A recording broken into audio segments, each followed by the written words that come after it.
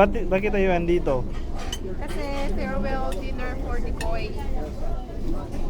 Ako ba yun? Happy trip, happy trip. Thank you. Babalik ako next month. Bakit Happy- lahat ng hipon nasa iyo? Uy! Ka, uwi ka ng Pilipinas, maraming Happy hipon trip doon. and happy honeymoon. Dito daw. Happy wedding. Anong sasabihin ko? Happy trip ka di Koy. At saka happy honeymoon. Pagbit,